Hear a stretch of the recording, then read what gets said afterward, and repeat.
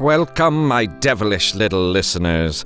Tonight's tale is a dusty attic of secrets, cracked porcelain, and reflection you may wish you never saw. So settle in, dim the lights, and hold your dolls close, if they haven't already moved on their own.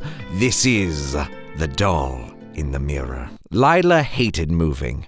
Not because of the packing, or the new school, or even the weird neighbors who stare too long and smile too little. No, Lila hated moving because the new house was alive.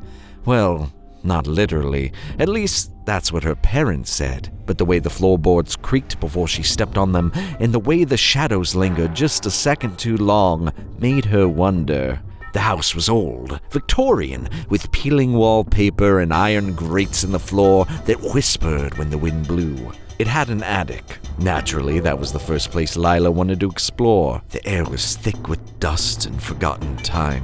Broken furniture, boxes sealed with brittle yellow tape, and then she found it. A small wooden box carved with roses and locked tight, until it wasn't. Inside, a porcelain doll. Its eyes were glassy blue, its curls were tangled but delicate, and it wore a dress exactly like the one Lila owned. Same lace trim, same shade of pale lavender. She brought it downstairs. Her parents were too busy unpacking to notice. That night, she placed it on the shelf across from her bed. Its eyes stared forward, frozen, silent. But when Lila woke up in the middle of the night, the doll was gone. Her heart pounded. She sat up, and there it was, sitting at the foot of her bed, facing her. Maybe it fell, she thought. Maybe she moved it and forgot. She reached forward, trembling fingers stretching toward its face, and the doll blinked. Well, dolls aren't supposed to blink, but this one has secrets stitched behind every stare. Don't look away now. Part 2 is just a reflection away. Lila didn't scream. She told herself she was dreaming, that her eyes were playing tricks, that maybe, just maybe, her brain invented that blink to make sense of the shadows. She put the doll back on the shelf and locked her bedroom door, but in the morning, it was back on the foot of her bed. Again, this time, it was holding something. One of Lila's socks. Well, I certainly hope that they were at least washed. If they were dirty, then I'd certainly see why it was scary. Anyway, at breakfast, she asked her parents if they'd move the doll. Her mom didn't even look up from her phone. No, sweetie, but it's cute that you're bonding with it. Bonding? Lila didn't remember giving it a name, but her journal had a page written in her own handwriting. Ophelia is my best friend. She didn't write that. That night, she stuffed the doll in a box and shoved it deep into the attic, nailed the lid shut, told herself it was over. But at midnight, tap, tap, tap.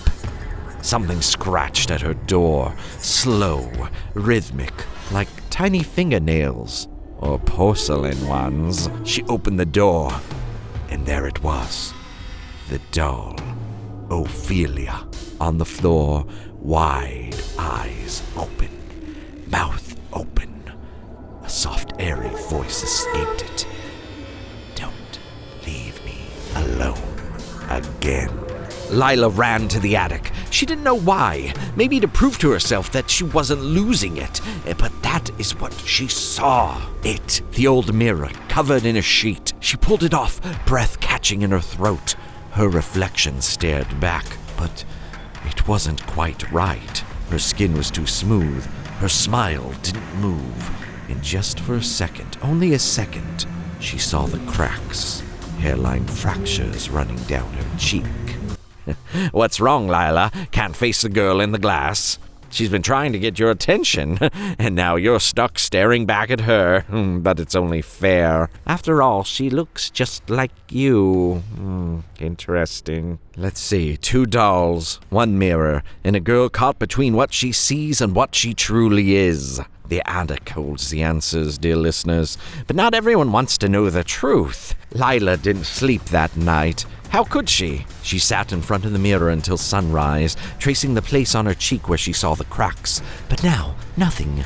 just her face, pale, still, a little too perfect. The next day she stayed home from school.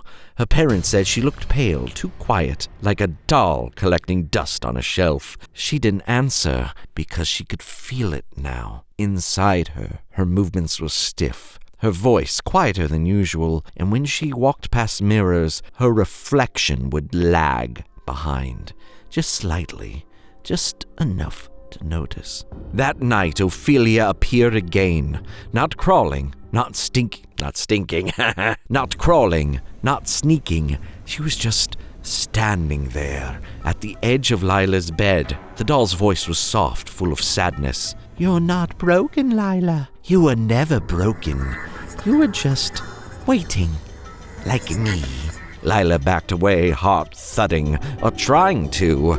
She pressed her hand to her chest. Nothing. No heartbeat. No breath. "What are you talking about?" she whispered. The doll stepped forward, holding out her tiny porcelain hand. "You were made just like me. We're the same. They put you here to blend in, but you've always known something wasn't right." Lila's knees buckled. She remembered the time she never bled when she scraped her knee, the way her skin never bruised, how her parents always looked worried when they thought she wasn't watching. In the attic mirror, her reflection smiled on its own. Porcelain, perfect. Hairline cracks bloomed across its face like spider webs, and then the reflection whispered, "Welcome home, Lila." Lila's parents burst into her room the next morning. They called her name. No answer. Just two porcelain dolls sitting on the bed. Identical. One in the pale lavender dress, and the other smiling. No parents. Always so surprised when the little girl turns out to be part of the decor. But fear not. Lila's not lonely anymore. Ophelia made sure of that. And you, dear listener, you might want to check your attic tonight. Your reflection. Your pulse. After all, are you sure that you're not also just a doll? Someone's doll to watch. Until next time, my frightful friends, keep your dolls dusted, your mirrors covered, and your eyes always a little bit open as you sleep, lest you become part of someone's collection.